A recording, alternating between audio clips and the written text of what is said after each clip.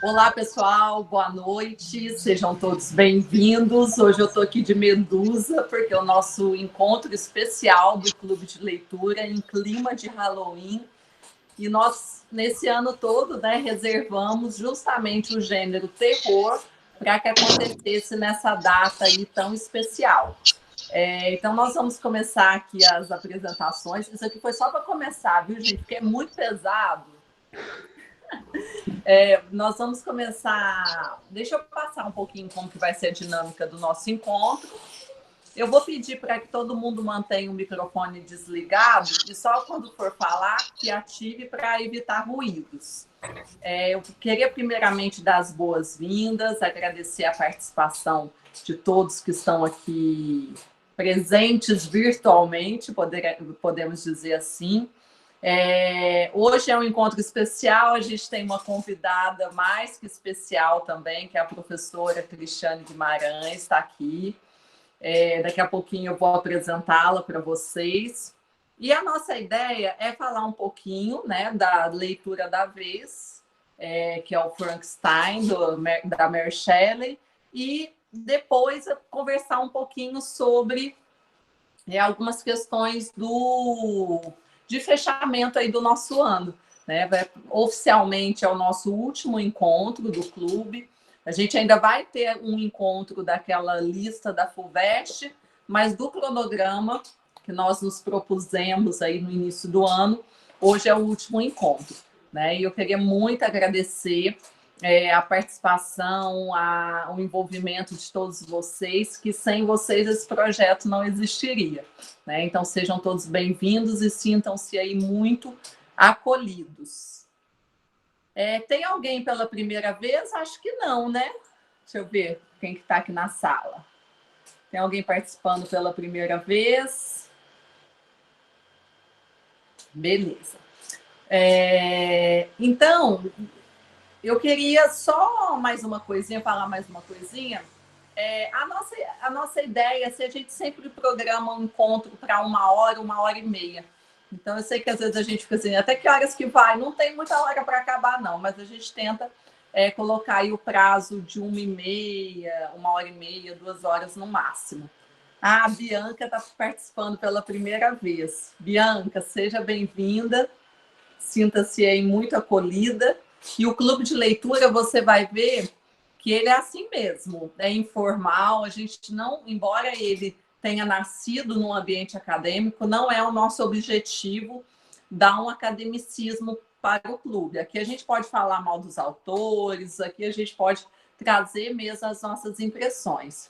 E o clube acontece dessa forma, a gente sempre vota numa obra, a obra que vai ser lida naquele período, e depois nós nos reunimos para debater e conversar sobre essa obra.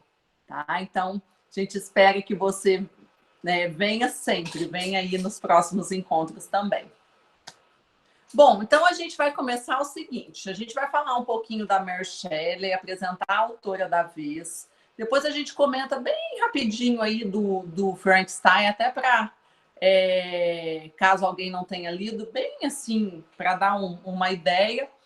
E depois a professora Cristiane vai falar, trazer um pouquinho, né? Esse livro ele suscita muitas questões sobre ética, sobre o limite da vida, né? Tem o limite da vida, ou o que tantos já tentaram ver, né? Quanto pesa uma alma, qual que é o valor de uma alma, qual é a razão da criação, qual é a razão da existência.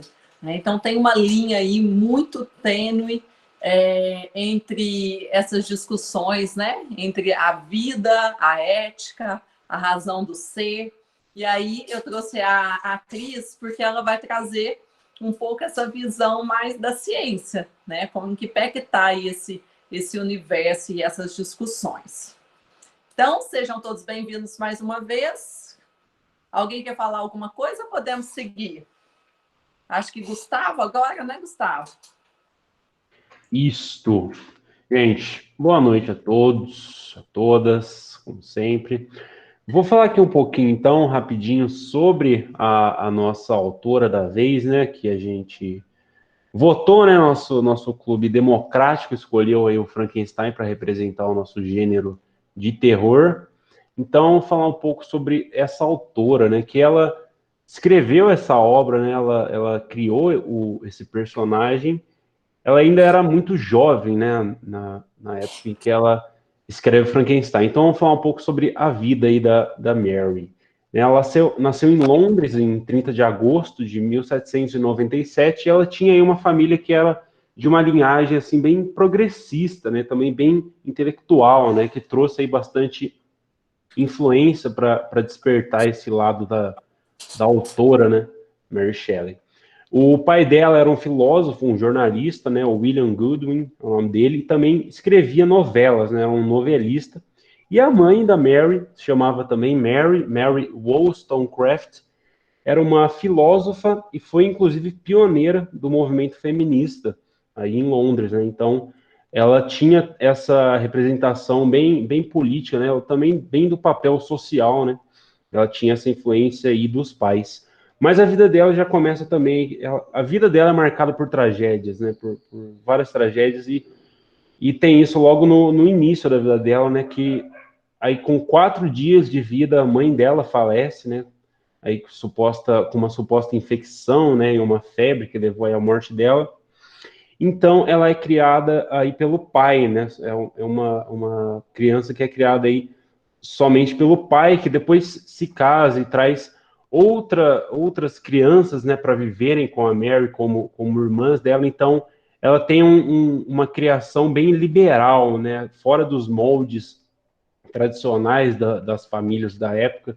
Então, ela já tem um contato assim com um mundo diferente, né, com uma visão diferente de mundo, e isso reflete diretamente na vida dela, né, porque apesar de todo, né, esse lado intelectual, né, que o pai dela trazia para a criação delas, né, das irmãs, ele tentava instruir muito bem elas, tanto politicamente quanto artisticamente, né, em cultura, mas esse lado liberal, né, das relações impactou diretamente na vida dela quando, aos 17 anos, ela conhece o poeta Percy Shelley, né, que já tinha um destaque na época, já era reconhecido pelas suas obras, e ele tinha 22 anos na época e era casado, né? Então ele frequentava a casa da Mary Shelley, ele era amigo do pai dela, e ele começa a ter um relacionamento com ela aí uma adolescente, né, de 17 anos, começa a ter esse relacionamento com outro homem que estava dentro de um casamento. Então essa visão liberal do casamento, né, ela tinha isso. O pai e a sociedade se incomodavam com esse relacionamento, mas para os dois isso era algo tranquilo, né? Algo que para eles era correto. Então eles decidem fugir para Paris, né? Contra a sociedade, contra o pai, contra a família, né? Em busca dessa visão liberal mesmo do relacionamento que eles tinham. E pelo papel de poeta, né, do Percy Shelley, a literatura toma um espaço especial nessa relação dos dois, né? E aí também na vida da Mary Shelley, que começa a trilhar esse caminho logo após uma segunda tragédia na vida dela, que é quando ela dá à luz a primeira filha dela, né, em 1815, mas essa criança morre antes de completar um mês. Então, nesse momento, a Mary Shelley já começa a desenvolver uma forte depressão, ao mesmo tempo em que o lado de escritora dela começa a se encaminhar, né? Essa trajetória começa a se encaminhar quando ela, com o Percy Shelley, né, após essa tragédia e após a rejeição, né, da sociedade, eles sentirem essa opressão na sociedade pelo relacionamento deles, no ano de 1816, eles decidem passar umas férias de verão na Genebra, na Suíça, onde eles dividem uma casa com o Lord Byron, né, o grande poeta Lord Byron, que inclusive teve um filho com uma meia-irmã da Mary Shelley, então já tinha aí uma certa conexão entre os dois. E são nessas férias, né, que o Lord Byron propõe entre os habitantes, né, ali daquela casa, que passava por um momento da época que foi bem histórico, de um verão em que se choveu muito na região, né? Então, eles tinham essa certa obrigatoriedade, né, de ficarem clausurados na casa, e o Lord Byron sugeriu de serem pensadas histórias, né, de se contarem histórias, se criarem histórias entre aquelas pessoas que estavam ali. E a Mary Shelley, aí nos seus 19, 18 anos, né, na época, em uma dessas atividades com o Lord Byron, depois, em uma noite, ela sonha com esse enredo do Frankenstein, que ela depois desenvolve na obra, né? E assim, somando, né, para a gente ter uma noção, né, que ela era uma adolescente na época, né, ela era uma jovem, a primeira história que ela elabora, né, propriamente, ela demora ainda uns 2 anos para publicar, mas mostra essa formação muito rica, né, que ela teve intelectualmente, toda a influência que o pai dela trouxe do conteúdo intelectual, né, para a criação dela, como que ela reflete isso nessa obra, que ainda ela sendo muito jovem, traz questões muito complexas, né, filosóficas sobre a ciência, sobre os limites da ciência, né, como a Karina falou aí um pouquinho no começo, essa questão do poder, né, que a ciência tem, principalmente na história do Victor, né, e ela criou nesse livro aquela tradicional imagem do cientista louco, né, embriagado pelo poder, que tem nas mãos algo maior do que ele compreende, né? Então, ela criou o gênero, né? Ela deu um início, aliás, né, a essa ideia do gênero da ficção científica, né? O Frankenstein, ele até tem esse debate, né, sobre em qual gênero ele se encaixa mais, mas então ela tão jovem com essa obra, ela criou estereótipos de personagens, ela deu início a um gênero de ficção científica, então representa como que, ainda jovem, ela desenvolveu uma obra tão importante e aliada com uma vida tão conturbada, né, com essas tragédias que vão marcando a vida dela. Então, logo após publicar o Frankenstein, em 1818, ela teve os 2 filhos, e em 1818, mais um deles vem a falecer, e um ano depois, outro filho dela falece. Então, são 3 filhos que morreram em um curto espaço de tempo. Ela se mostra muito deprimida, né, doente quase o tempo todo. É algo que toma parte, né, da vida da Mary Shelley. Então, ela alinha esse lado de escritora, tendo recém-lançado uma obra que 200 anos depois a gente continua falando sobre, né, mas ainda alinhando todas essas tragédias que iam tomando parte da vida dela. Em 1822, durante uma viagem de barco, o Percy Shelley, o marido dela, morre afogado. E aí um detalhe que eu quero trazer, aproveitando essa nossa data de Halloween, é deixar um detalhe um pouco macabro aí para o final dessa biografia, que ela pede para cremar, né, o corpo do marido, mas antes ela pede para que o coração dele seja retirado, e aí no final a gente vai entender o porquê disso. Então ela volta com o único filho, né, sobrevivente, né, o Percy Florence, que é o filho dela que ela realmente pôde viver, né, ao lado dele. Eles retornam para a Inglaterra e ela segue escrevendo algumas novelas, algumas outras histórias que não tiveram tanto destaque quanto o Frankenstein, né, mas ela segue nessa vida com a literatura. Nos últimos anos da vida dela, ela sofreu paralisia em diferentes partes do corpo, e aos 54 anos, aí bem jovem, ela morre, provavelmente vítima de um tumor cerebral. E aí aquele detalhe macabro, né, para dar o clima da nossa noite, que após a morte da Mary Shelley, isso aí também, né, gente, não dá para confirmar, né, foi o que aconteceu lá em 1800, então, né, muitos fatos aí podem ser contraditórios, mas após a morte dela, dizem que verificaram a mesa de trabalho em que ela escrevia, né, em que ela passava grande parte do seu tempo, e em uma dessas gavetas encontraram aquele coração do marido dela, envolto em um papel de seda que tinha um dos poemas do Percy Shelley, junto com parte das cinzas do marido. E além disso, tinha também nessa gaveta as mechas dos cabelos das 3 crianças que a Mary Shelley perdeu ao longo da vida. Então, só esse detalhezinho macabro aí para fechar essa apresentação dessa grande autora, né? Aí a gente vai falar um pouco mais sobre ela, né? Mas eu fiquei completamente encantado com a forma dela escrever, né? A gente tem o Frankenstein, né, como uma marca na nossa cabeça de que é uma história clássica, mas quando a gente consome, né, quando a gente acompanha essa narrativa, né, a forma dela escrever, a gente entende como que o clássico, né, ganha todo esse poder aí 200 anos depois da criação, né? Tudo com uma escrita primorosa aí dessa autora. É isso, gente. Pode seguir aí, Karina. Obrigada, Gustavo, pela explanação, né?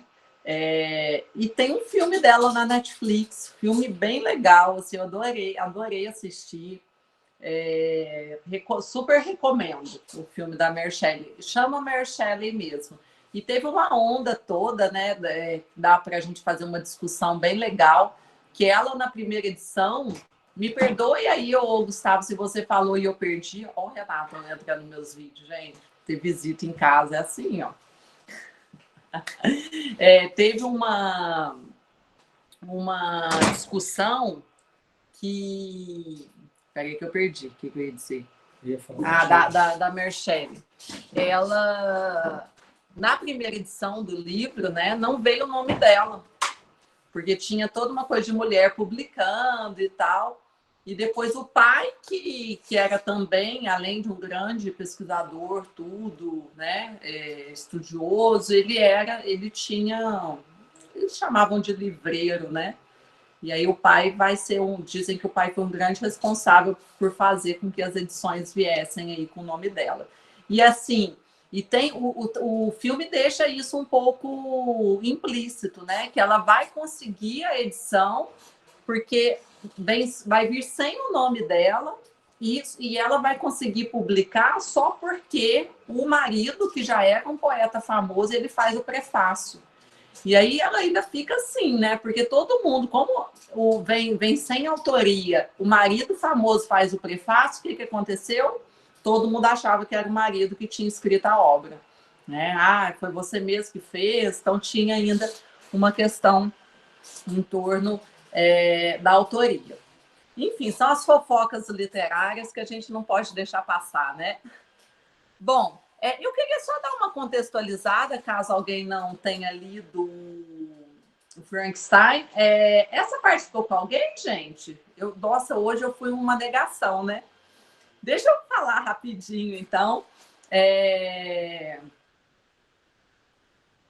Só para a gente, algumas confusões que é muito comum fazer, eu só fui descobrir lendo, né, que, na verdade, o Frankenstein não é um monstro, não é a criatura. Ele é o Dr. Victor Frankenstein, que era um homem muito encantado com a ciência, com as novidades da época, e que ele vai, inconformado com a morte, criar esse monstro, né, que, na verdade, não tem nome, não aparece o nome dele ali. E ele é um pouco diferente da forma como foi construído aí no cinema. Ele não é esverdeado, pelo contrário, diz que ele tem um tom amarelado. E ele fica muito assim conhecido, né? Isso confirma na obra, por ser uma criatura horripilante, que todo mundo, até quando ele tentava se aproximar amigavelmente das pessoas, as pessoas o repeliam. E é interessante o livro, porque o Victor, aqui a gente não tem personagens muito que a gente pode dizer, esse é bom, esse é mau. Não tem isso, né? O Dr. Victor Frankenstein era uma pessoa boníssima, né? Ele viveu ali com a família feliz, ele tinha todo esse amor com a mãe, esse amor com a Elizabeth, era um bom filho. Então ele era uma pessoa muito boa, né? E ele sofria com essa questão da morte. A criatura, o monstro, ele também não é aparentemente não é aparentemente sim, né? Mas ele não você vê que ele não é uma pessoa má. Ele não é uma pessoa, ele é uma pessoa. Eu acho que ele não é uma pessoa, né? Ele não é, poderíamos dizer, uma criatura má. Mas as circunstâncias, os contextos fazem com que ele tenha um comportamento de indignação. Então, ele vai salvar uma criancinha que vai cair do penhasco, vão lá dar um tiro nele. Ele fica querendo fazer amizade ali, ele fica muito amigo de um senhor cego, quando os filhos veem como que ele é horrível, horripilante, expulsam ele de lá. E essa própria família vai embora. Então, todas as vezes que ele tentou se aproximar, ser uma pessoa boa, o que acontece? Ele era expulso, ele era renegado, ele era excluído. E aí ele vai atrás do Dr. Victor Frankenstein e fala, né? Olha, até o demônio, até o capeta tem seus seguidores, não é possível que eu vou ser sozinho. Né? Todo mundo, você, o meu próprio criador, me rejeita. E aí vem uma das discussões mais filosóficas da obra, né? Porque, assim, tanto que tem o subtítulo, né, no original, é o Prometeu Moderno, é isso? É o Prometeu Moderno, que vai fazer essa alegoria mesmo, a história do Prometeu, que vai roubar o fogo, aquela briga que o Prometeu tem, né, essa relação entre o homem e Deus. E aí é um diálogo totalmente filosófico, porque ele vai falar assim, até o meu criador me rejeitou. Né? E aí, o que vai acontecer? Eu vou dar spoiler agora. Pode dar spoiler? Vou dar spoiler. Desliga o microfone aí de quem não quiser ouvir. Mas aí o que acontece? Ele fala assim, ele pede, né? Cria uma companheira para mim. Cria uma companheira para mim que eu não quero ser sozinho. E o Dr. Victor Frankenstein, ele fica tão comovido com aquilo que ele acaba cedendo e ele vai lá e começa o processo de criação. E quando ele pensa assim, poxa, eles são mais fortes, eu não sei bem o que é isso que eu criei. Eles vão dominar o mundo, eu vou fazer mal aos homens. E aí ele vai e destrói essa criatura que ele estava criando, né? E o Victor é o único momento que eu fiquei meio com medo assim no livro, porque o Frankenstein está na janela, né? Eu acho que deu um medinho assim. E aí o que acontece? Ele vai lá, destrói, aí o monstro, né? Ele fica mesmo irado e ele vai e mata a esposa do Victor, né? Para mostrar, olha, agora você sabe como eu me sinto, né? E a gente vai ver que, na verdade, ele vai matar todo mundo, né? Ele vai matar o amigo, vai matar, assim, todo mundo. Então, tem uma questão aí sobre o que é a vida. E tem uma coisa interessante em termos de narrativa, para a gente não deixar de passar isso, que é quando o monstro, a criatura, ele toma a palavra, ele começa a contar o que aconteceu com ele nesse período de abandono. Aí ele foi ler livros, né? Ele era inteligentíssimo, assim, os diálogos que ele começa a ver os homens guerreando, né? Os homens fazendo guerra. Ele fala, como assim eles fazem isso com seus semelhantes? Tem a questão do espanto, né? E aí é um momento assim que ele toma a palavra da narrativa e começa a contar. Em termos de estrutura, eu achei o livro formidável, assim, porque começa com algumas cartas de um cara que está velejando, né, que está viajando aí. Esse cara está mandando cartas, eu acho que é para a irmã, né? Para a irmã. E aí, assim, você não acredita a história que eu vou te contar. Aí ele conta a história que ele ouviu, na verdade, do Victor. Então, assim, a narrativa é maravilhosa, muito bem estruturada, os aspectos formais. Eu acho que um leitor maduro, ele olha também para a forma, né? Não só para o conteúdo. Então, a gente tem que começar a observar como essas histórias são contadas. E aí é um livro que suscita, eu estava conversando essa semana com a Cris, a gente pode pensar muitas coisas. Em vários momentos eu pensei na marginalização do sujeito, quando você fala, quando as pessoas dizem, por exemplo, que bandido bom é bandido morto, que vem falando assim, ele é culpado, que ele é mal, vão adjetivando. E assim, a gente não vê vários aspectos que foram negados àquele sujeito, né? Que faz com que ele tenha um comportamento que não vai se encaixar naquilo que a gente espera de valor, de moral, de ética. Né? Então tem essa discussão, tem a discussão dos limites. Qual que é o limite? Né? Qual que é o limite aí da vida? Qual que é o limite da ciência? Até onde podemos ir? Né?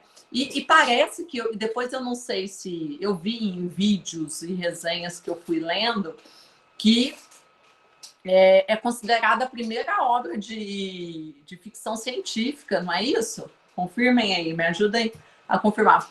Ele foi enquadrado como livro de ficção científica, né? E não à toa tivemos aí muitas adaptações para o cinema. Se alguém depois quiser comentar, eu consegui assistir. Eu vi a do Tim Burton, né? Que é animação. Eu vi aquela do Robert De Niro e eu vi a primeira, que é um curta. Foram as 3 que eu vi. Né? E eu vi também que tem um filme que conta a história do Victor Frankenstein, tem a noiva do Frankenstein, tiveram muitas adaptações que a gente pode depois conversar sobre isso. Mas, antes então da gente trazer mais discussões, mais questões, eu queria passar para a Cris comentar um pouquinho, que é a nossa convidada.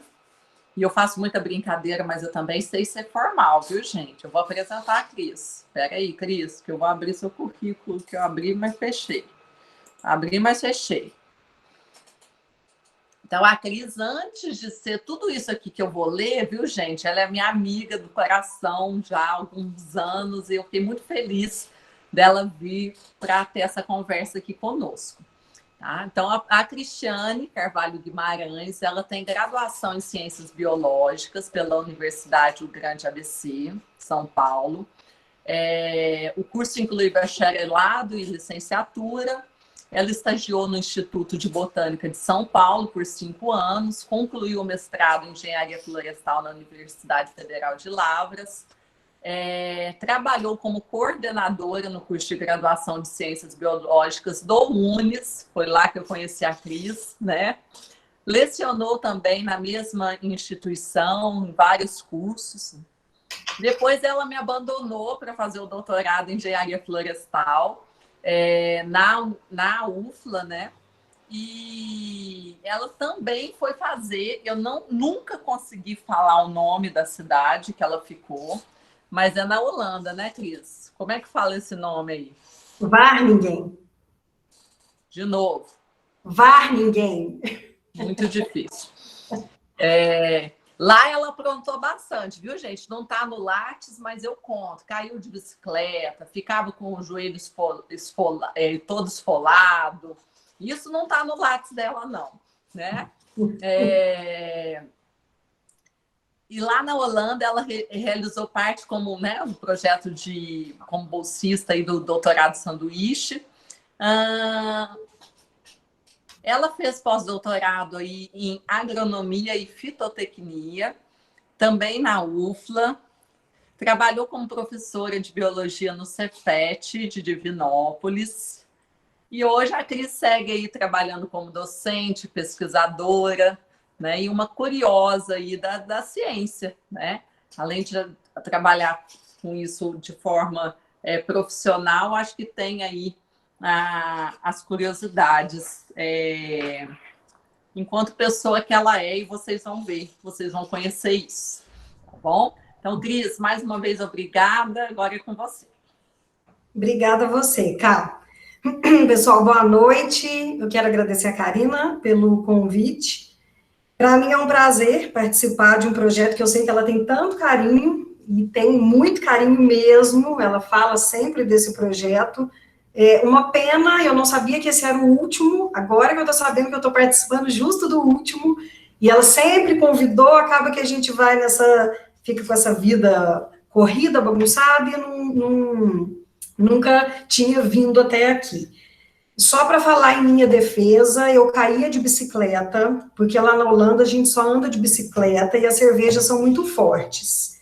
Então, de vez em quando, a gente exagerava na cerveja nos pubs, aquele povo bebe demais, os brasileiros, tudo bocó, acostumado com Brahma, com Skol, aí eu ia tomar aquelas cervejas deles lá de 10% de teor alcoólico, e caía de bicicleta, porque lá a gente não pode andar bêbado de bicicleta, então eu infringi as leis. Juro para vocês, lá tem multa para pessoa física, juro, porque a polícia ela passa, igual dirigir embriagado, não podemos pedalar embriagados, mas pedalei durante 1 ano, levemente embriagada. No começo eu caía mais, depois eu percebi que tinha que dar uma maneirada para conseguir voltar para casa. Mas eu achei muito interessante quando a Ká comentou sobre o livro e a implicação científica que também tem nele.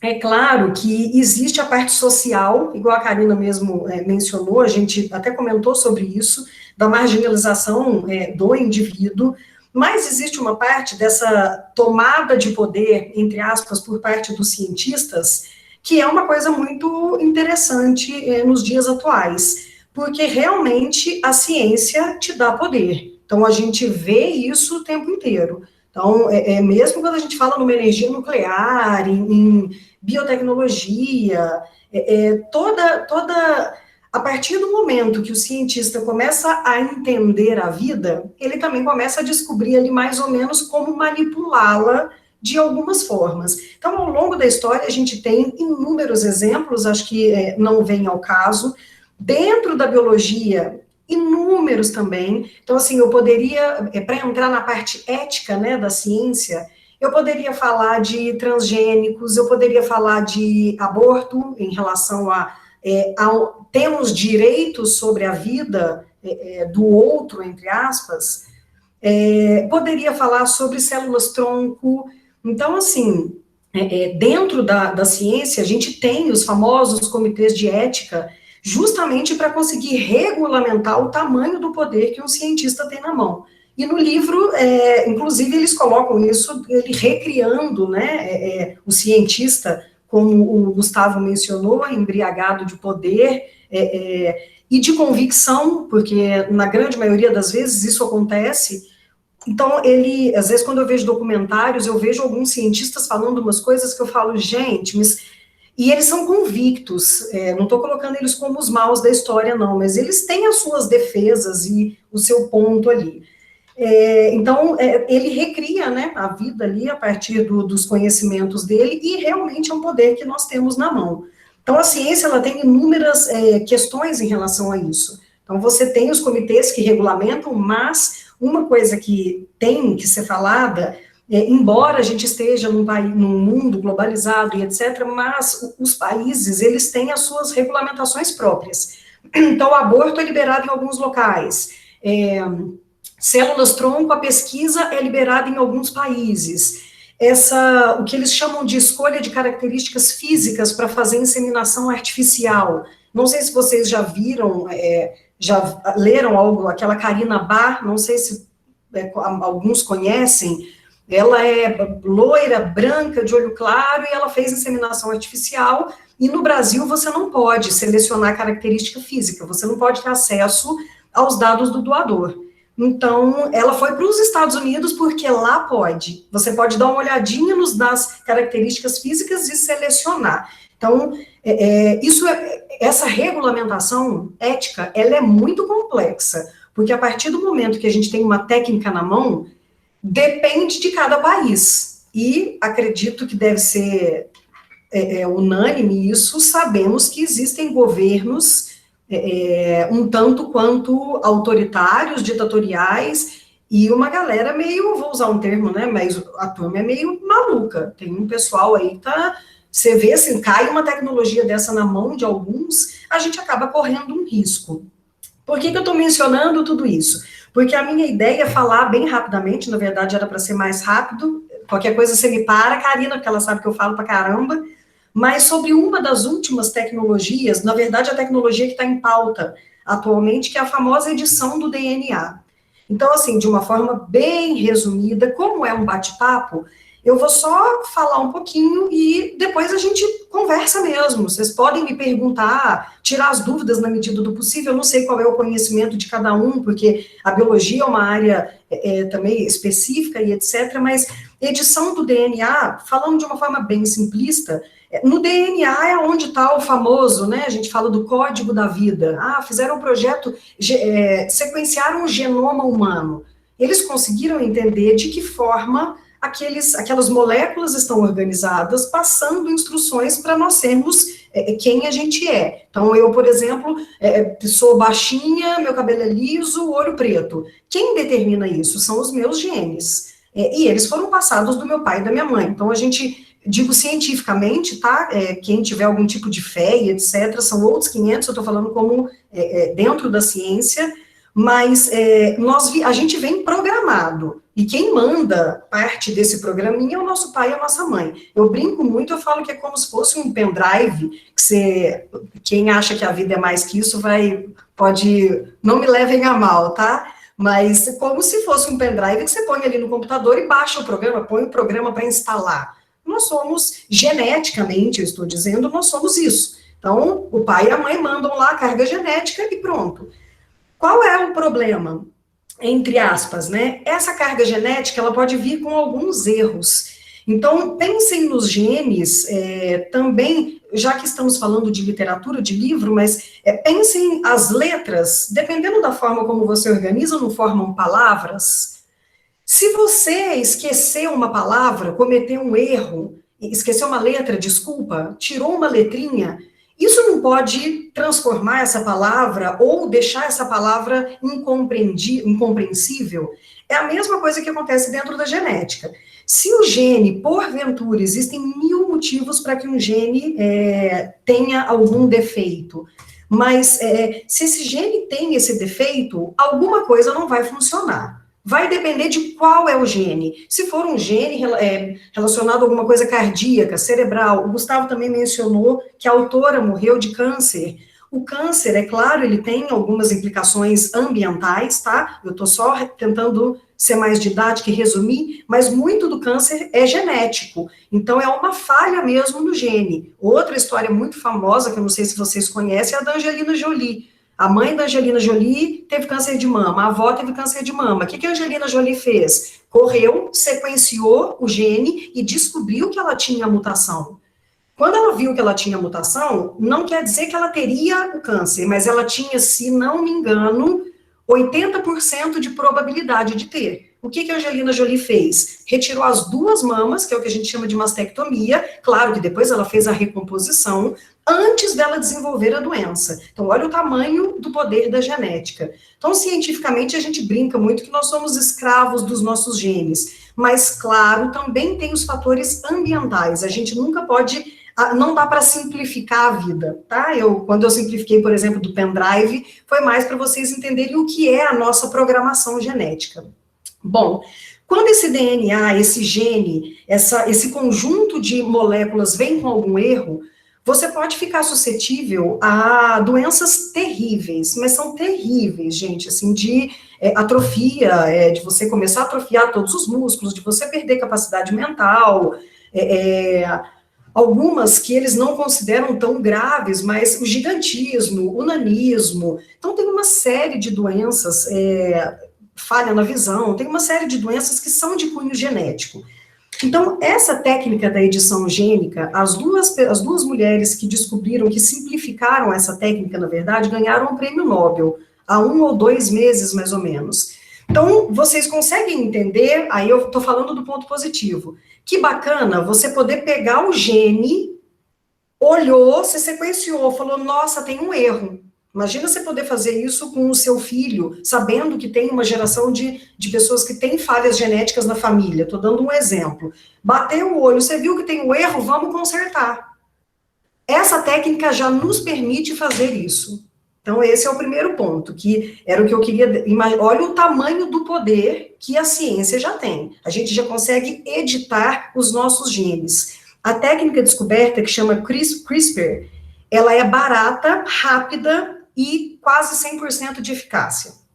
Então, hoje, a gente já consegue pegar os nossos genes e transformar os nossos genes, inserir genes de interesse ou consertar genes que tenham, porventura, algum defeito. Até aí, tudo bem. Quando a gente fala do que nós chamamos de terapia, então, quando é para curar alguma coisa, isso aí, tem gente que não é a favor da utilização da edição gênica embrionária, e nem em pessoas adultas, nem no caso de doença, mas aí são vários os motivos para isso também, de repente a gente pode bater um papo depois sobre, senão eu vou me estender mais do que eu já estou falando. Mas, então, bacana, você consegue curar uma pessoa. Vocês conseguem entender o tamanho do poder que a gente tem? Porque, por exemplo, A inteligência, eles já têm vários genes que são relacionados com a inteligência. Quer dizer que basta ter o gene? Não. Você precisa de um meio ambiente saudável, educação, tem uma série de outros fatores. Mas, por exemplo, gene da memorização, foco, tem uma série dessas características que nós já sabemos quais são os genes que trabalham para que isso seja melhor ou pior. Capacidade atlética, o tipo de fibra muscular que uma pessoa tem, depende da programação genética. Então, essas características, e sem falar das características físicas, tá? De cor de pele, de cor do olho, estrutura de cabelo, ser mais alto, ser mais baixo, enfim. Vocês conseguem imaginar que isso também é Black Mirror mesmo? E é real, é foda. Mas vocês conseguem imaginar que nós podemos também editar esse tipo de coisa? Então, eu resolvi falar da técnica da edição gênica, depois eu vou sugerir dois documentários para vocês, da Netflix também, de que tiver tranquilo, quem tiver curiosidade de entender, né, de mergulhar um pouquinho mais nesse mundo, nesse lindo e assustador mundo, eu vou passar a dica dos dois documentários, mas tem esse outro lado. Então, assim, se liberarem, tá proibido, tá? Não pode, a edição gênica ainda é proibida, mas quem vai liberar? O que vai poder mexer?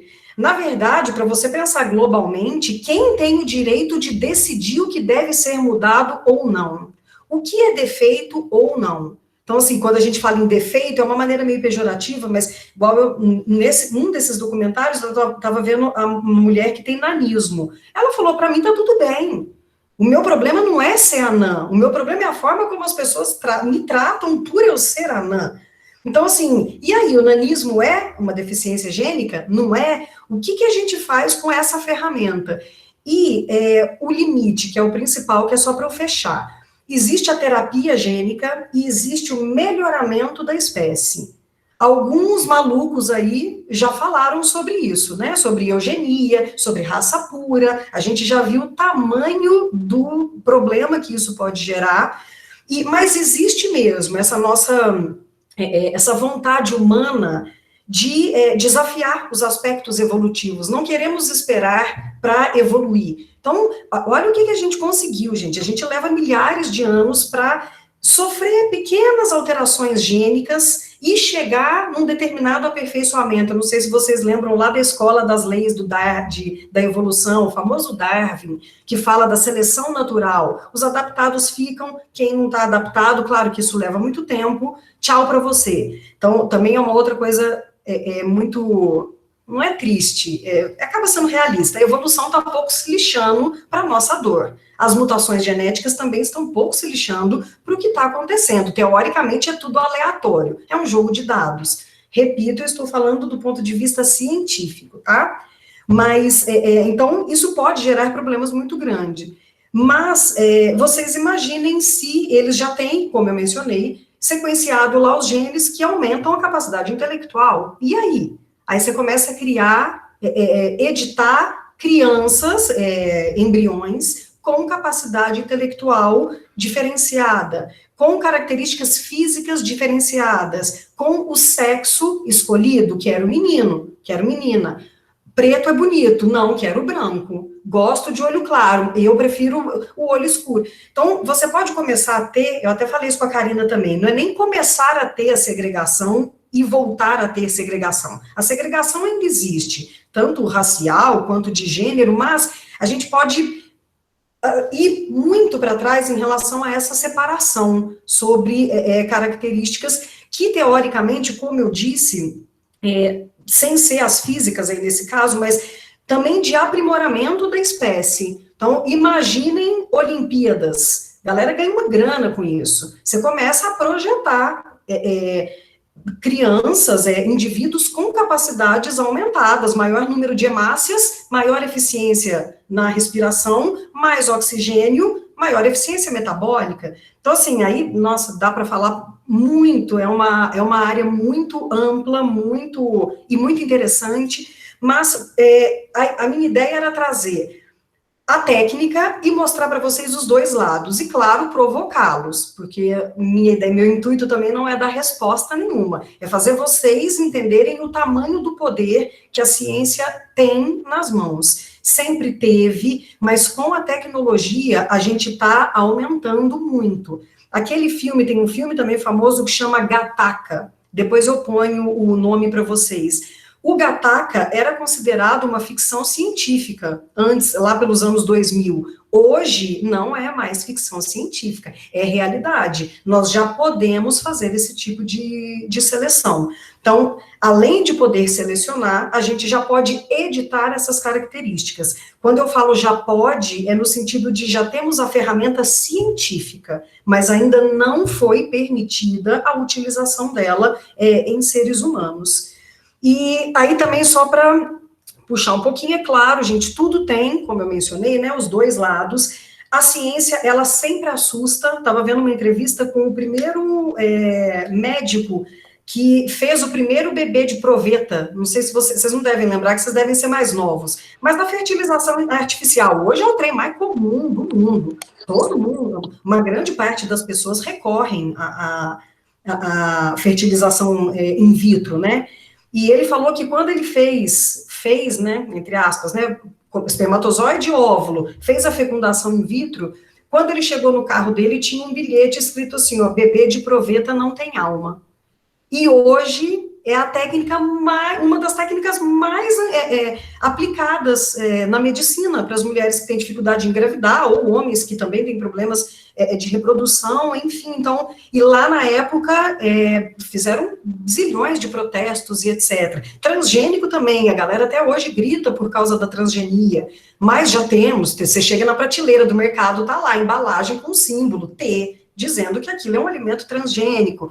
Então, assim, a ciência assusta muito, porque o ser humano acaba ficando com poder sobre aquilo. Então, essa técnica da edição do DNA, ela está nas nossas mãos. O prêmio Nobel foi dado para as duas pesquisadoras há 2 meses, e vamos ver agora, e é sempre bom discutir sobre isso também, porque uma hora eles podem colocar leis para a gente votar, é a favor, é contra, o que a população pensa sobre isso. Então, esse desenvolvimento do pensamento crítico, ele é muito importante, do pensamento crítico científico, né? Então, assim, como eu disse, na maioria das vezes, gente, essas tecnologias não vêm para o mal.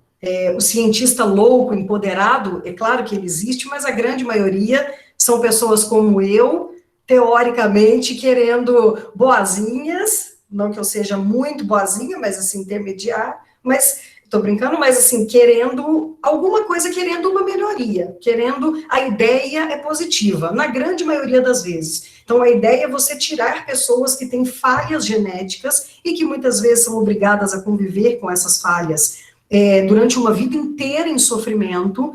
Mas o problema, mais uma vez, é o que será feito com essas técnicas. Quem vai regulamentar, quem decide o que é e o que não é. Devemos ter liberdade individual. Qual é o tamanho da discrepância que pode acontecer, inclusive entre países, porque não tenham dúvida que os países em desenvolvimento vão ficar lá atrás. Quem que vocês acham que vão dominar essas técnicas? Nós é que não somos. Não deveria falar assim do nosso país, mas eu ando meio brava com a ciência brasileira, então me desculpem, mas a gente já sabe, né, mais ou menos ali quem vai ficar. E aí você dá uma olhadinha na turma também, apesar de que o Trump é mais conservador, mas você dá uma olhada ali no Trump, China, tem uma galera ali que a turma não mede muito esforço, não. Assim, vou fazer o papel de advogada do diabo. Cada um tem sua opinião. Então, eles têm umas opiniões um tanto controversas em alguns pontos. Então, é uma tecnologia linda, mas a gente tem que tomar muito cuidado entre o limite da terapia e do melhoramento. Se nós temos realmente o direito de nos melhorar como raça, como espécie, desculpa, não existem raças, como espécie, manipulando os nossos genes. Então, teoricamente, eu não sei se foi a Karina que mencionou da relação entre homem e Deus, independente do que seja esse Deus, nós estamos mexendo lá no nosso código, a gente está mexendo lá no cerne da programação. Temos direito, não temos? Aí a ideia é deixar vocês meio que pensativos sobre isso. Eu trabalhei com transgenia lá na Holanda, não fiz manipulação genética, mas eu trabalhei sequenciando, procurando genes de interesse em plantas. A minha área é planta, então não assusta tanto. Quando a gente fala de manipulação em animais, em seres humanos, aí o negócio fica um pouquinho mais complicado. Mas são técnicas que já existem, estão aí, e não tenham dúvidas que vão ser utilizadas. O negócio é como que faremos isso. E só para finalizar, no livro, né, o criador tenta matar a criatura. Talvez a gente não consiga se a gente, dependendo do que a gente criar, talvez a gente possa não conseguir matar a criação. Então, são pontos muito, muito complexos para nós, cientistas, para a população, para os governos, mas saibam que a técnica está aí. Eu vou passar o nome dos documentários. Eu acho, para quem... espero que eu tenha conseguido despertar o interesse e o pânico de alguns, mas para vocês assistirem e entenderem que a técnica está aí, está sendo já utilizada de forma experimental. Vamos ver aonde que a ciência chega nesse ponto. Muito obrigada, me desculpa se eu me estendi, provavelmente sim, igual eu comentei, eu falo demais, mas e aí, como eu disse no começo, vamos conversar, podem me perguntar, eu vou dar uma olhada no chat só agora, porque eu não vi o que vocês estavam colocando, mas liguem o microfone também e a gente vai conversando, se vocês tiverem de dúvida, também sobre a técnica, sobre genes, para ficar mais claro, eu estou à disposição. Muito obrigada por me ouvirem. A gente ficaria aqui a noite toda, Cris. A Isadora até colocou aqui no WhatsApp aqui que você fala muito bem. Nossa, como que ela fala bem, tá adorando.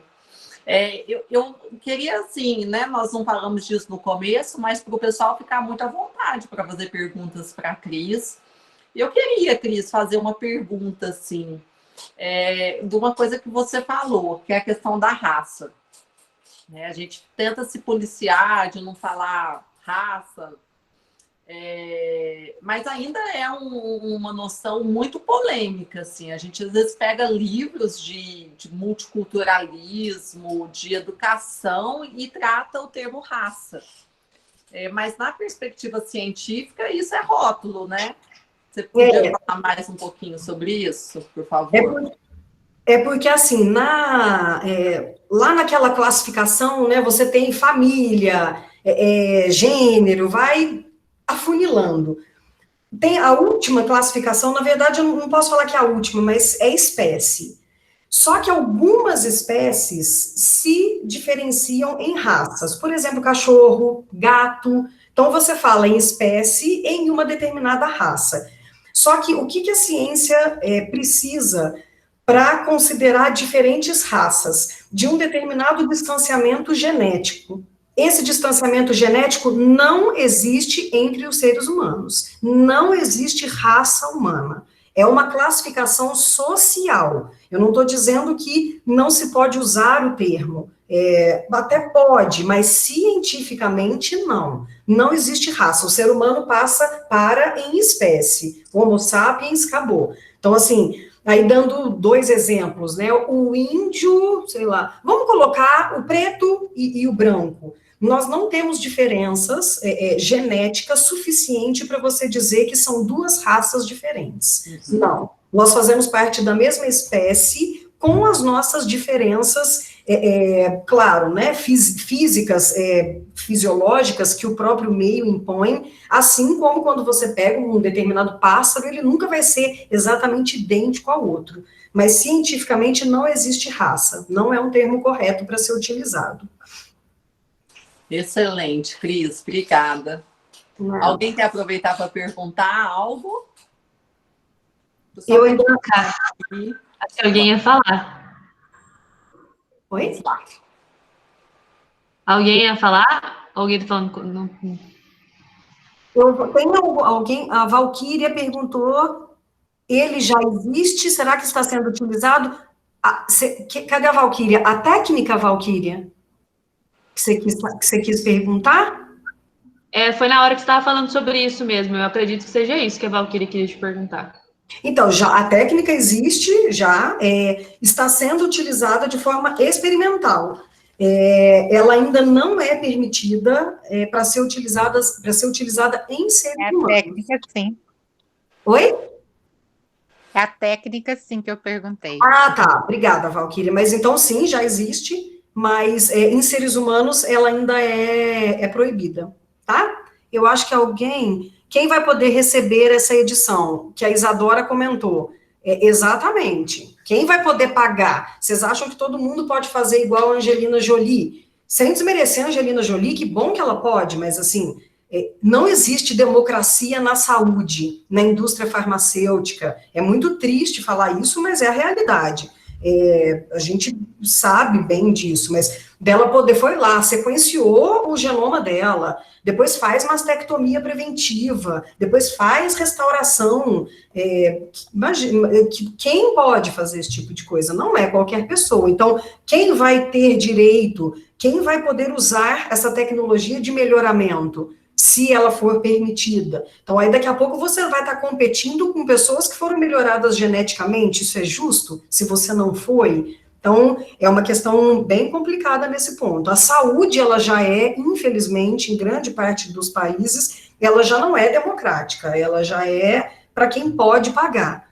Então, é uma técnica que, como eu falei também, até se você pensar em países mesmo, vai ter uma turminha que vai ficar lá atrás. E dentro de um mesmo país, você também vai ter essa discrepância. Aí a gente segrega mais ainda, né? Mais do que já existe. A segregação por exemplo, a suposta raça, pelo gênero, igual a Karina comentou, que a autora não podia publicar porque mulher, aí começa aí eu falar de feminismo, aí eu não paro nunca mais. Mas, né, segregação por gênero, por raça, por coloração, então, é complicado. Por social, né, poder social, então os pobres marginalizados, a gente pode acabar ampliando isso ainda mais, sendo que, na verdade, a gente está tentando estreitar esses laços, né.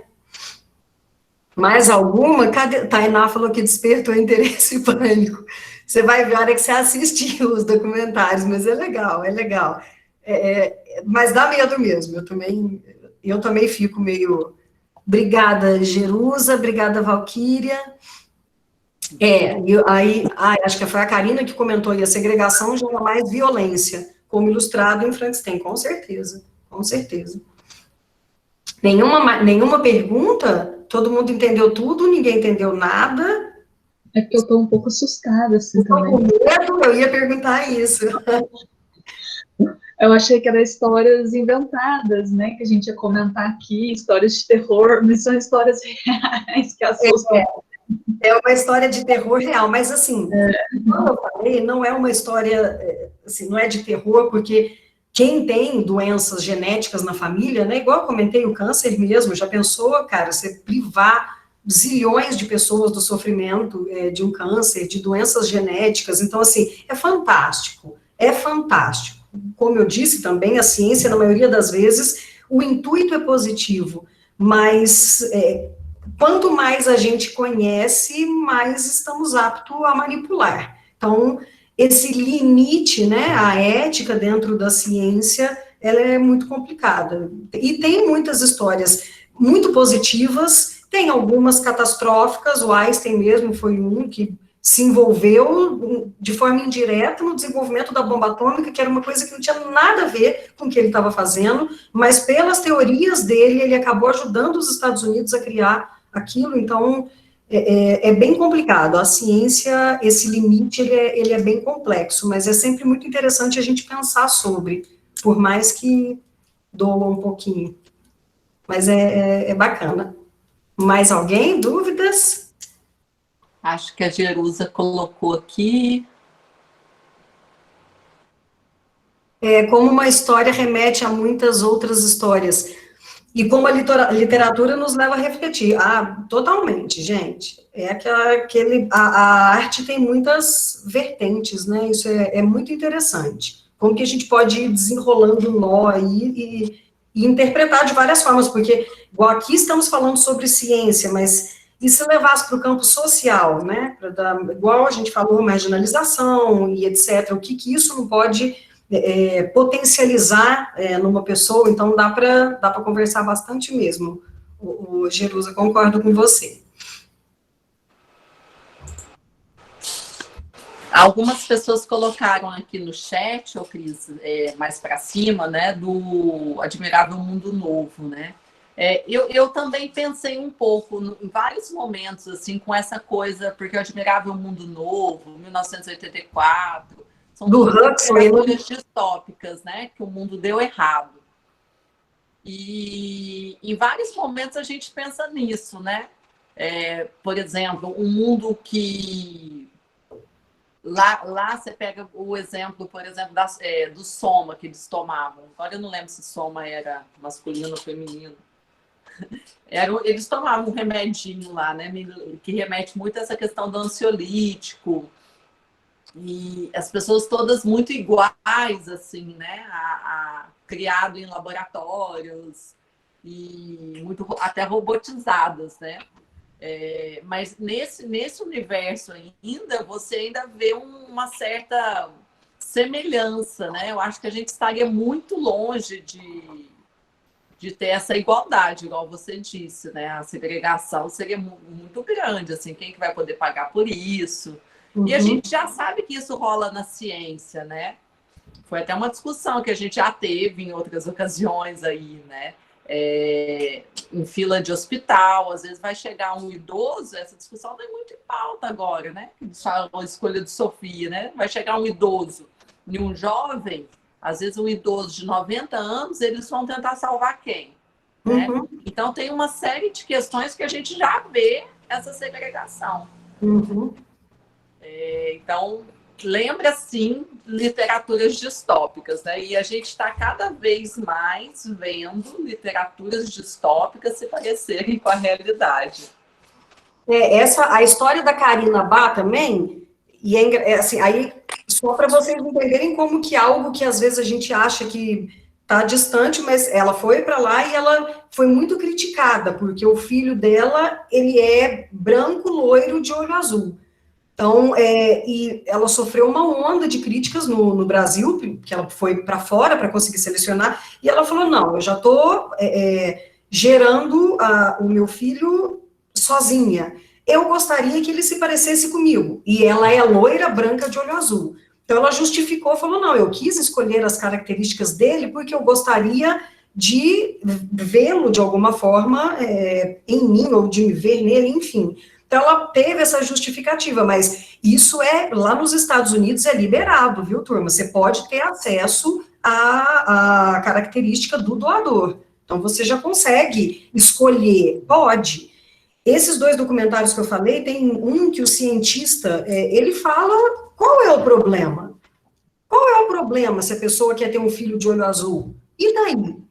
E se quiser ter um filho loiro, qual é o problema? E se quiser ter um filho preto, qual é o problema da gente selecionar? Então, assim, aí o que às vezes para alguns é uma coisa que gera, né? A gente fica aqui em pânico, meio assustado. Para outros, ele fala, não, qual é o problema? Vamos sim. Você pode escolher o que você bem entender. E fala com uma naturalidade, eu não estou julgando, só estou colocando que é muito complexo, porque, de alguma forma, são pontos de vista. É claro que esse tipo de técnica vai sendo implantada com o aval, algumas vezes, né, da sociedade, enfim, mas tem o comitê de ética, mas para algumas pessoas está tudo bem. Então, quando você pensa num mundo tão heterogêneo, com pessoas com cabeças tão diferentes, é interessante, né, porque você vê que as coisas podem sim ir muito longe. Aqui no Brasil, você, como eu mencionei, você ainda não pode ver as características do doador, mas duvido que isso se mantenha por muito tempo. Então, acho que daqui a pouco, aborto também, em cada lugar tem uma legislação, eutanásia, outro tema que daria para discutir, né, a pessoa poder optar pelo fim da própria vida, em situações, uma pessoa tetraplégica, Aqui no Brasil é proibido, acho que nos Estados Unidos é proibido, tem alguns países que é liberado. Eles te dão a injeção com alguns compostos químicos e você morre. Você pode escolher se você não quer mais viver naquela condição.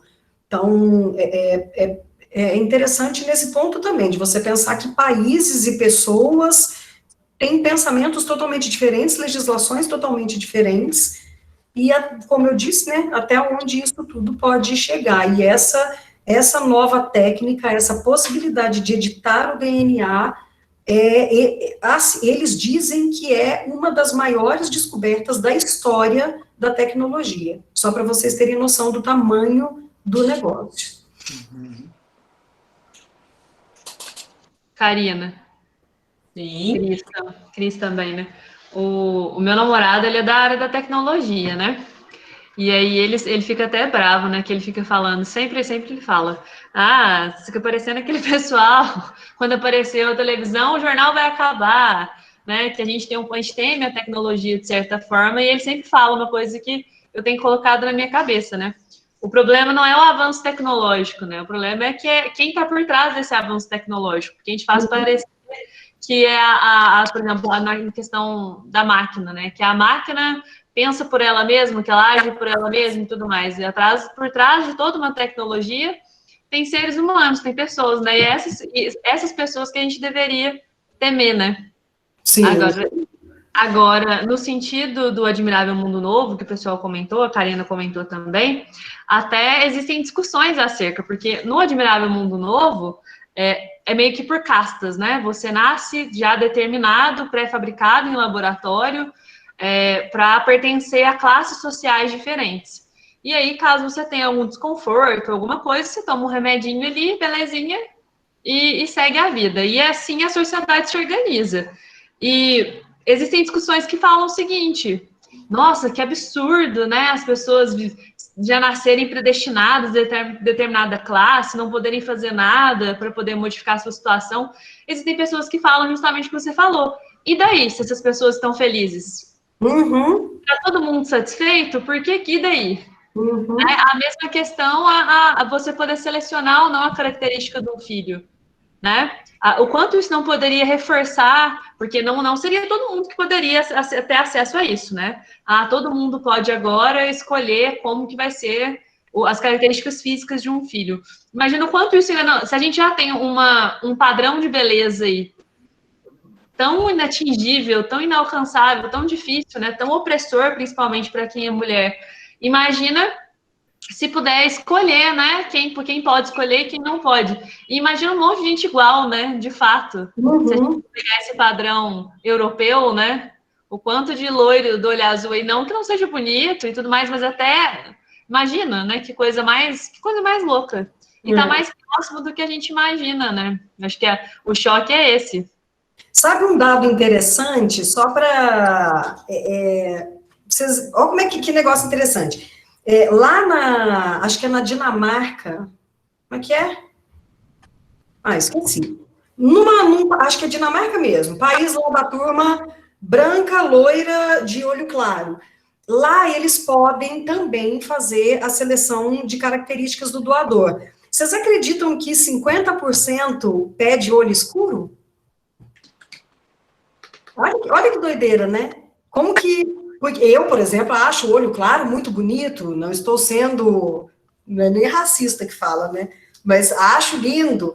Mas lá eles devem achar, né? Porque devem achar esquisito não, devem achar, coitado de mim com esse olho desse jeito aqui. Devem achar diferente, porque o padrão deles é o olho claro. 50% pede a característica olho escuro.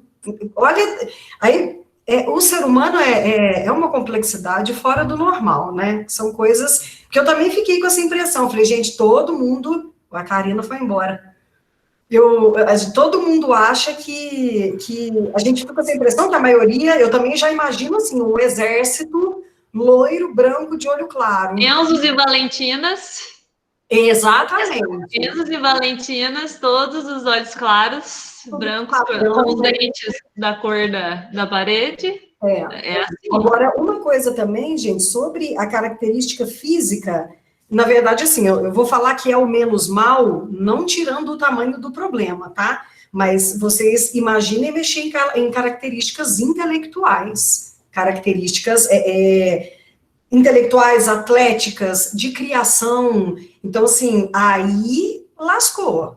Aí a gente, nossa senhora, porque, como eu disse, é uma rede muito complexa de genes que determinam a inteligência. A gente mal consegue entender direito o que é inteligência, na verdade, mas dentro, igual eu falei, né, de algumas dessas características, como memorização, foco, eu falo muito isso como professora.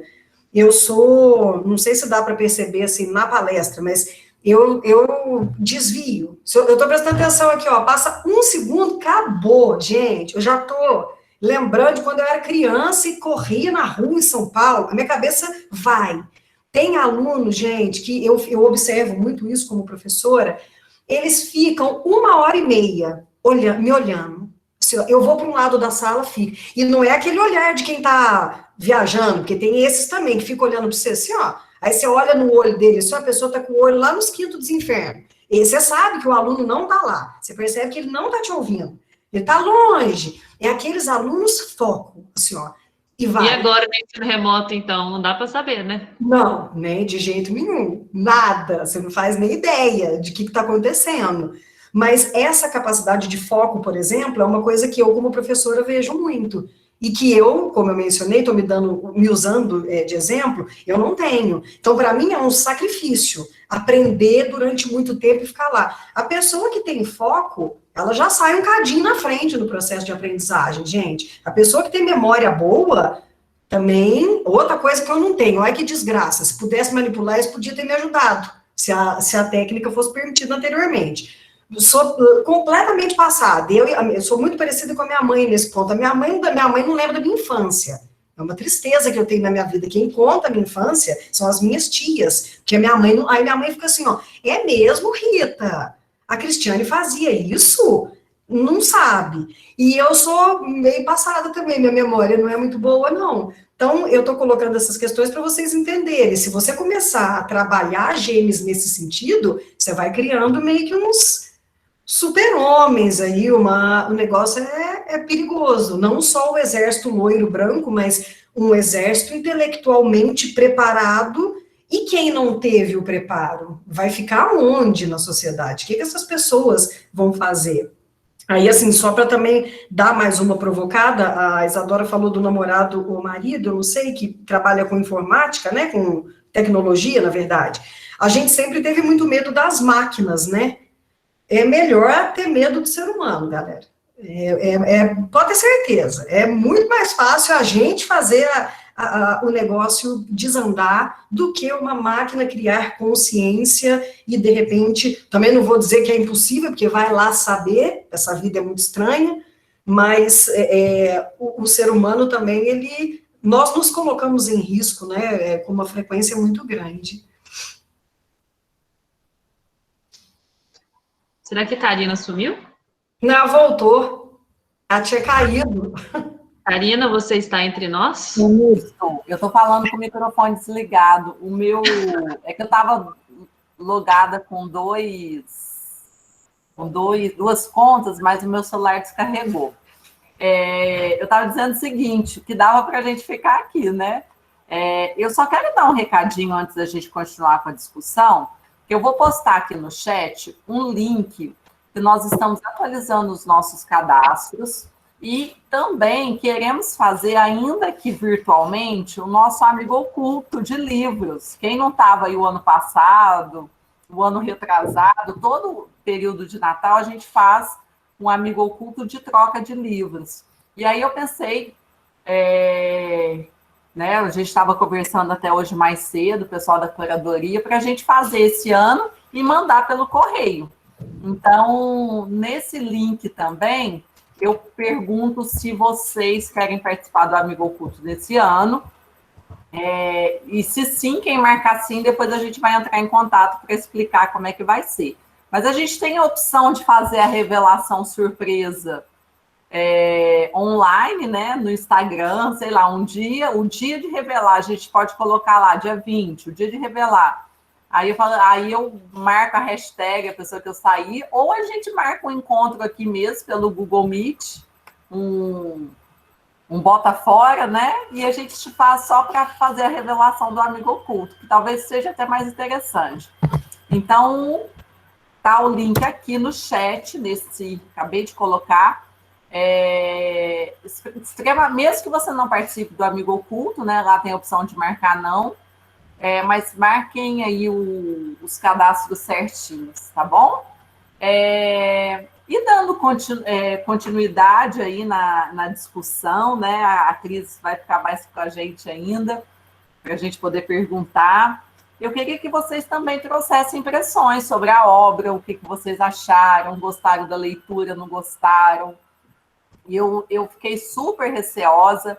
Quem está na organização aí sabe que quando foi para falar gênero terror, eu já virei igual exorcista, né? Virei o pescoço assim, terror. Nunca que eu colocaria na lista gênero terror, que eu tenho medo de dormir sozinha, tenho medo de assombração, de alma penada, não vejo filme de terror. E depois foi esse encanto, né? Eu nunca vi um livro assim... Nossa, mexeu muito comigo e eu falo assim hoje sem medo que entrou nos top 10 assim, da minha lista de livros que eu li devorando, assim, eu peguei e não conseguia parar de ler, tá? Então, gostei muito e eu queria saber o que vocês acharam, o que vocês pensaram a respeito da leitura.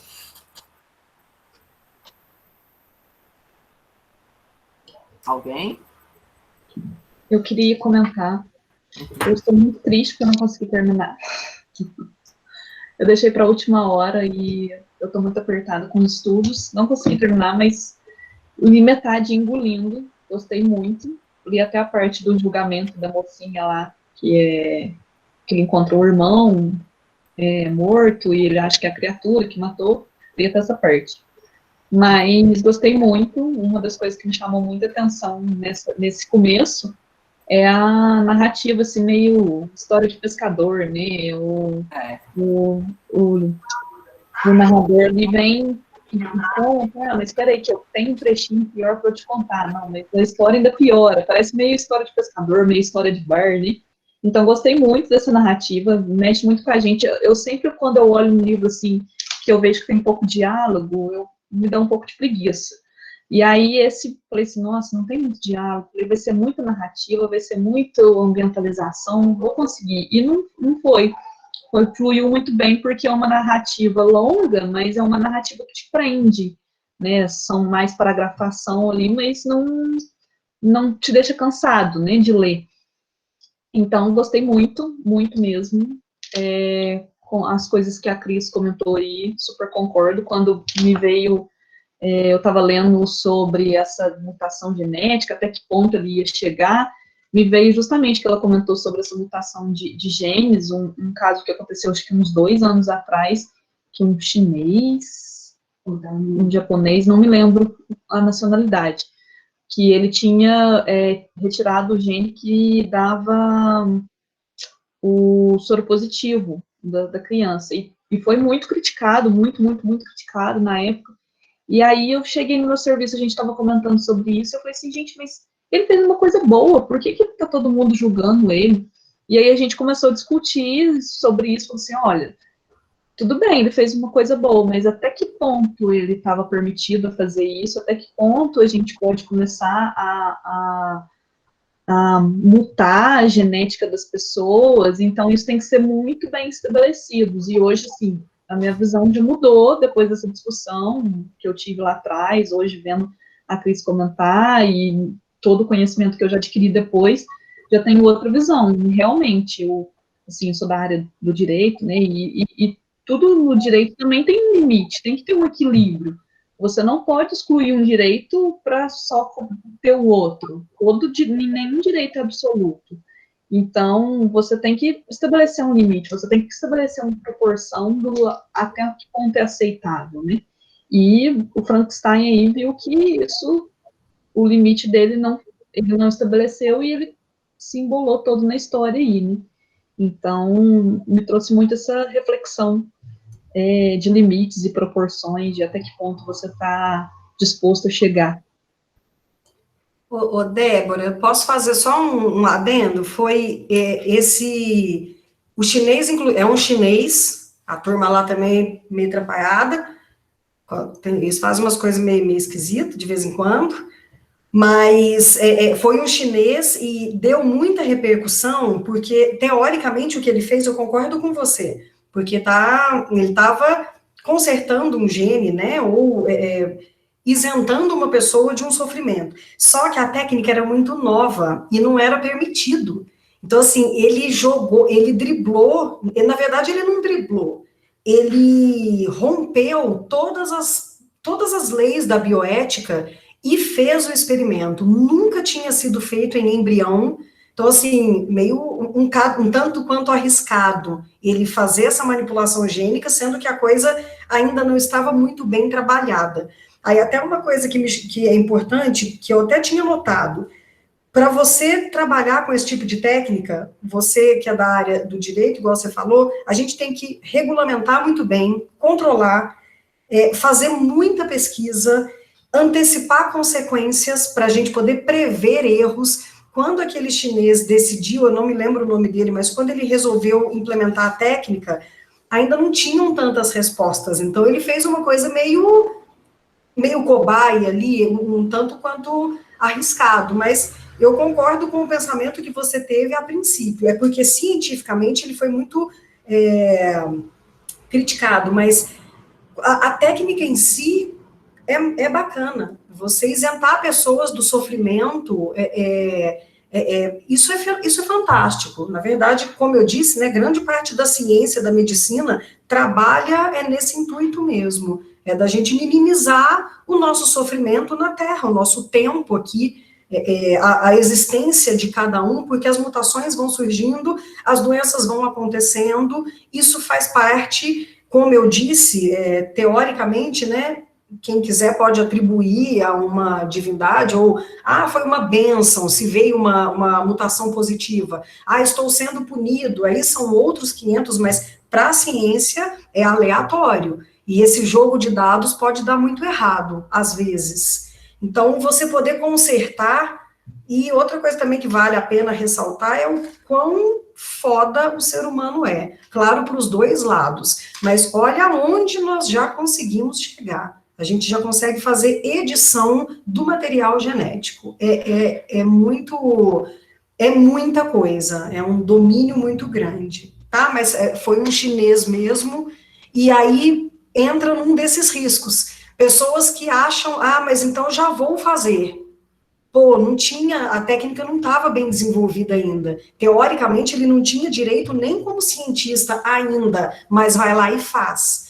Aí são os riscos da ciência, do Dr. Frankenstein também tentar fazer alguma coisa, e, enfim, só para fazer um paralelo. Voltando para o livro, eu queria falar um pouquinho. Eu acho que essa questão da forma que a Débora colocou, a Karina comentou antes também, foi muito bem pensada, né? Porque é uma história dentro de uma história, dentro de outra história. Então, a gente tem o Robert lá no começo, que está começando uma aventura de barco, que começa a contar a história do Frankenstein, e o Frankenstein vai contar a história do monstro. Então, você fica tipo, what? E é muito engraçado. Eu fiquei tipo, quando eu comecei a ler, eu falei, mas o que é esse cara? O que tá acontecendo? É a história do Victor, do Frankenstein, não sei o quê, não entendi nada. Mas achei muito interessante essa questão da forma, a escrita dela também é muito boa. Eu acho que é um livro muito completo, assim, ele traz muitas questões para que faz a gente refletir, que faz a gente debater, né? A gente está aqui esse tempão falando praticamente só da parte da criação mesmo, da criatura, né? E ainda tem muitas outras coisas para a gente discutir, tem a questão do contexto em que ele foi jogado, né? Porque eu acho que a criatura, ela devolveu para o mundo aquilo que ela recebeu, né? Ela tentou buscar carinho, ela tentou buscar amizade, mas ela não encontrou isso em nenhum lugar. Então, ela colocou a raiva dela somente no Victor, somente no criador, mas ele poderia ter feito muito mais, né? Com muito mais pessoas. E eu só tenho uma coisinha que ficou, tipo, matutando na minha cabeça. Eu achei que o monstro, ele é muito, muito inteligente, para uma pessoa que não teve contato com ninguém. Assim, não é possível que ele se desenvolveu tão bem, tão rápido, só lendo uns livros, assim, sabe? Sozinho, né? Ele aprendeu a falar vendo a outra pessoa, ensinar a outra pessoa a falar a língua lá, né? Mas ele não era muito comum, não. Né? Fisicamente, viajava mais rápido que o vento, acompanhou o Vitor nas viagens, né? Mas eu também fiquei assim, nossa, que eloquência!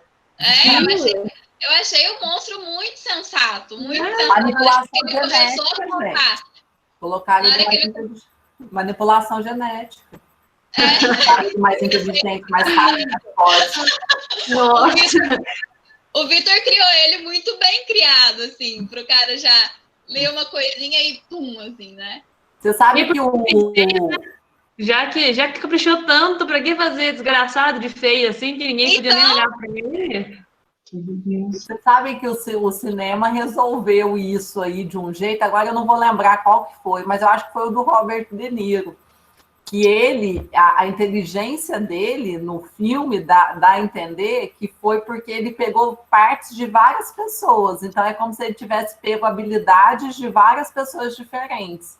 Então ele tem o lado bom, o lado mal, o lado ágil, o lado sensível, né? O livro dá a entender um pouco isso, que é como se essas memórias, né, entre aspas, ficassem vivas ali nele. E por isso ele era tão inteligente, por isso que ele tinha conhecimento de tudo. Porque no livro dá a entender que ele vai adquirindo isso observando aquela família, né? E tendo contato com livros, com leitura, mas numa das adaptações do filme eles não fizeram assim. Eles colocam como se isso fosse herdado do corpo, dos corpos, né, que o constituíram. É isso, né? Alguém quer acrescentar mais? Aí não dá para ser bonito e inteligente.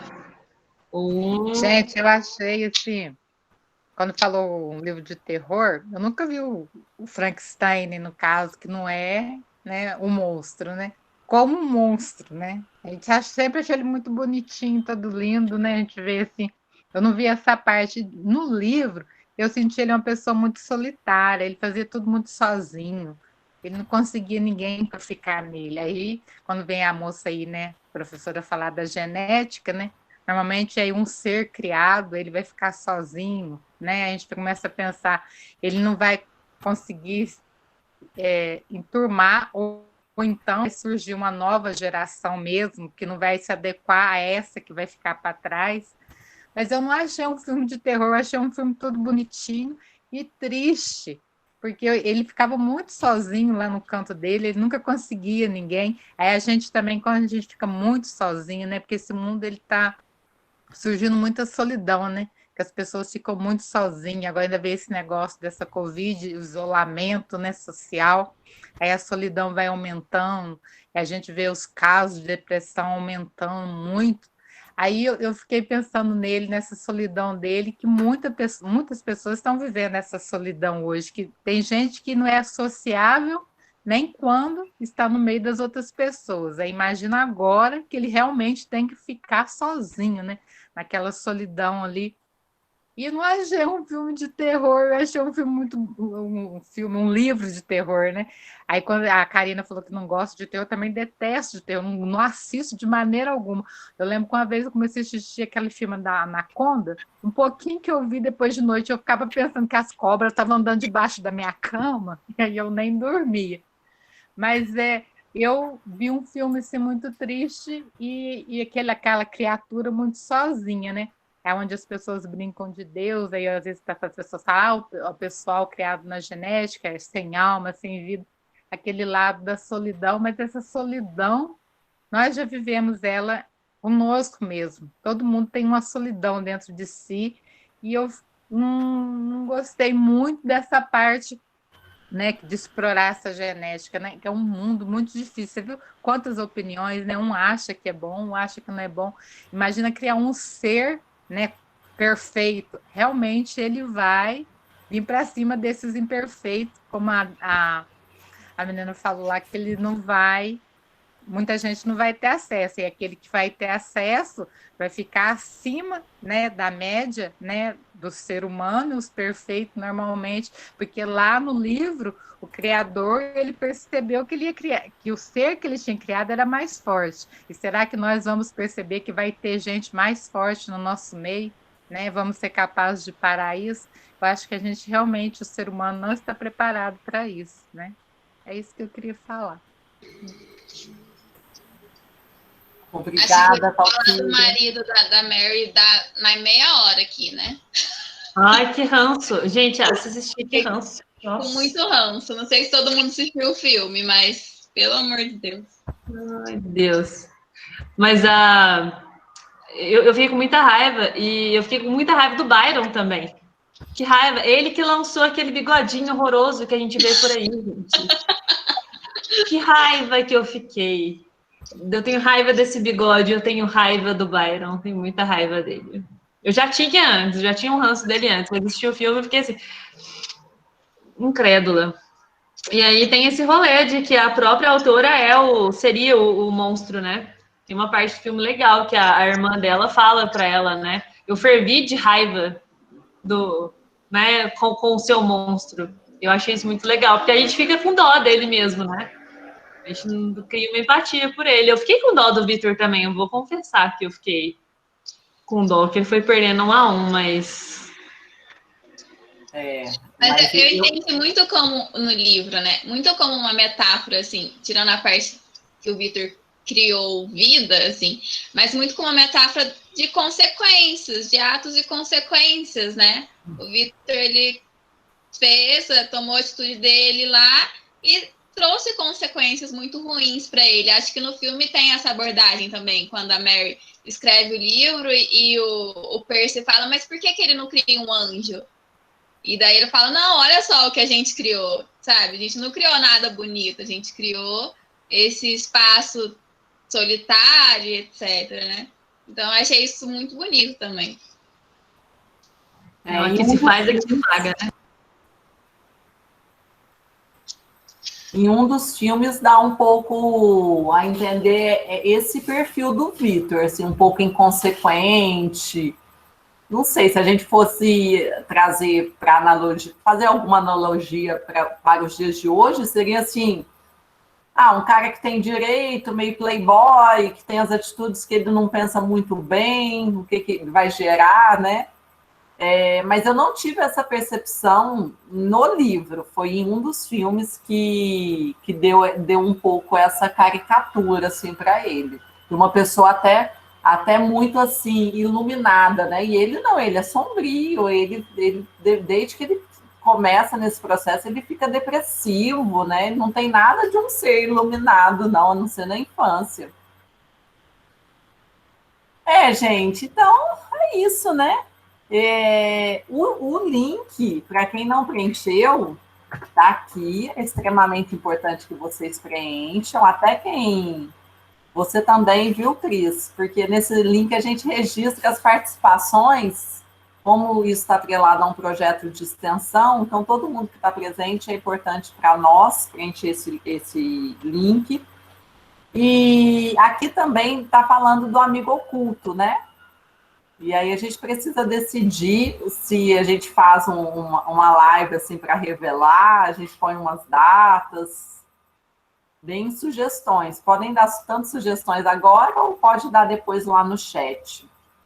Mas assim, eu fiquei em dúvida, um pouco confusa, porque a gente vai enviar por correios. Sim, vamos e mandar. A pessoa vai saber quando chegar o livro. Então, vai ter que se segurar para não abrir e abrir só no dia da live. Eu só pedi para outra pessoa. Não, eu pensei assim, deixa eu falar como que eu pensei. Eu já vi um amigo oculto desses booktubers aí, tem um que eles fazem 2 videozinhos, eles gravam, olha, meu amigo oculto é assim, tal, e depois eles gravam um vídeo deles abrindo o presente. Então, a gente tem a opção de mandar o presente e a pessoa vai abrir só na hora, ou a gente faz a revelação na hora aqui e manda o presente depois. Ó, faz a revelação hoje, amanhã tem que não vou aguentar esperar, não. Se chegar aqui, eu vou abrir. Eu acho mais legal, tipo, você descobrir quem que te mandou quando chegar na tua casa.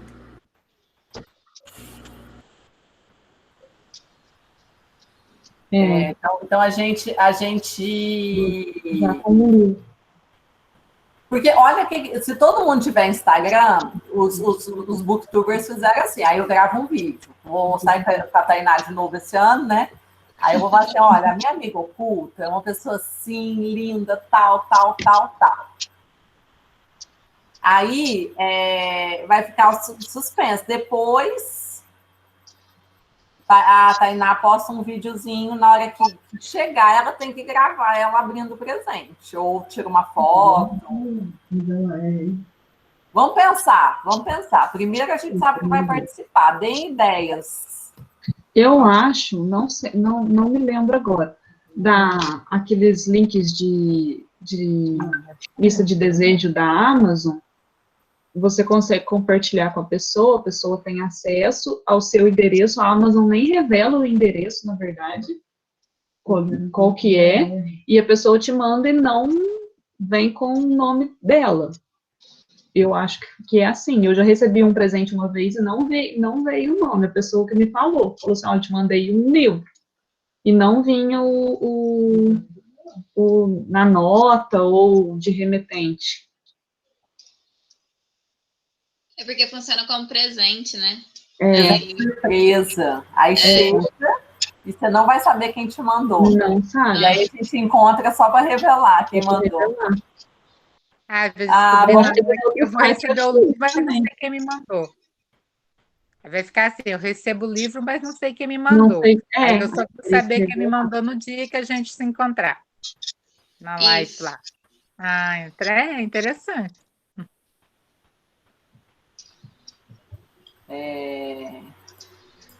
Sem enviar remetente, né? Estou pesquisando que isso tem jeito. Mas é uma boa ideia, gostei também. A gente pode... E outra coisa, que é uma dica também, a gente vai postar no correio, não vai? Então, a gente pode pôr pseudônimo, pode até pôr pseudônimo literário. Quem que vai saber? Põe o nome do autor, que é o livro que vocês escolheram para dar de presente. O pseudônimo, o autor o pessoal do correio nem vai ver isso. Não. Então tem ideias aí, vamos pensar. Aí a gente faz, então, para... Agora a gente podia fazer final de novembro, né? Ou dezembro, que é o encontro do Natal. Eu acho que no máximo primeira semana de dezembro, né? Aí a gente vai estipular certinho as datas e combinamos. Para o ano que vem a gente está com algumas ideias, toda sugestão é bem-vinda, né? Acho que a gente podia formatar melhor essas ideias antes de apresentá-las, né? Mas numa das propostas é a gente ter um encontro que também façamos leituras coletivas. Pegar o livro mesmo, ler, comentar, pelo menos o início das narrativas, depois cada um deslancha aí com a sua leitura, né? E um dos desejos que a gente não sabe se consegue fazer isso para o ano que vem, mas é um dos desejos, né? Que é ler o Grande Sertão Veredas, que é a obra que dá nome ao clube de leitura. Então, o clube de leitura, quando perguntarem para a gente, já leram o Grande Sertão? Já lemos. Então, um dos objetivos nossos é fazer, e o Grande Sertão Veredas seria uma obra legal para a gente fazer essa leitura coletiva mesmo. Ó, gente, vamos ler até o capítulo... Não tem capítulo, né? Não tem capítulo. A obra. Vamos ler até a página 50. Vamos ler até tal trecho. Eu tenho participado de um clube de leitura da UFMG e eles estão fazendo assim, né? Eles dão as páginas e a gente lê mesmo, e uma professora vai mediando ali, explicando para a gente e tal. Tem sido bem legal. Aí ela deu um tempo para o pessoal ler, né, avançar na leitura, e agora, esse mês, vai encontrar para fechar a leitura, ler as páginas finais. Então, a gente pode pensar em 3 encontros para falar do Grande Sertão. Acho que poderia ser legal também, né? É isso, pessoal. Podemos encerrar? Mais sugestões, ideias? Eu tinha dado uma sugestão de dos livros para a gente ler o ano que vem. Escolher entre os livros de autores premiados pelos Nobel. Verdade. Nobel? É um plural? Acho que é Nobéis, né? Foi. E outra sugestão que teve também, que foi bem legal, foi a do Valdemir, né? Da gente ler o conto, ter um dia, assim, a noite do conto. A gente lê contos que são textos mais curtos. Mas a gente pode sim, né? Eu acho que as 2 propostas são legais e elas não são excludentes, né? A gente pode. Igual a gente fez o sarau. O sarau ficou legal também. Quando a gente fez o sarau das poesias, ficou muito legal também. Sim, então a gente vai conversando, né? Toda sugestão, toda ideia vai ser muito bem-vinda e a gente vai tentar integrar tudo aí para o próximo ano. Eu queria, assim, imensamente agradecer vocês, a participação. Hoje, esse agradecimento especial aí à Cris, né, pela parceria. Agradecer à equipe de curadoria, né? A gente teve um cronograma aí para o ano e eu inventei de ler toda a lista da FUVEST com os alunos do cursinho. Então, agradecer aí o pessoal que vestiu a camisa, né? E vamos... Esse mês mesmo, a gente teve que ler 2 romances, né? Então, eu queria muito agradecer por vocês embarcarem aí nesse projeto. A gente sabe que o projeto, assim, ele só tem a força que tem, né? Porque vocês, leitores, existem, porque existe a Tainá, Gustavo, Isadora, turminha cuidando das redes sociais, fazendo peças. Tem um outro clube de leitura que fica se movimentando ali, ó, diariamente no Instagram. Então, a gente pede esse incentivo também para vocês. Compartilhem, comentem, indiquem o Instagram do clube de leitura. Então, tem todo um projeto aqui por trás que, sem vocês, isso não existiria, né? E eu fico muito feliz porque, assim, presença que a gente sempre sabe que a gente vai poder contar, assim, com a presença, né, de Débora está em todos os encontros, Valquíria, Daltinho, né? Então, assim, isso para a gente, Paula tem vindo bastante também nos encontros. Isso para a gente é, assim, de uma satisfação, porque esse projeto existe. Eu sempre falo, a gente não ganha nada, né? Mas é acreditar mesmo aí numa causa e nesse amor que a gente tem pela literatura e pelos livros.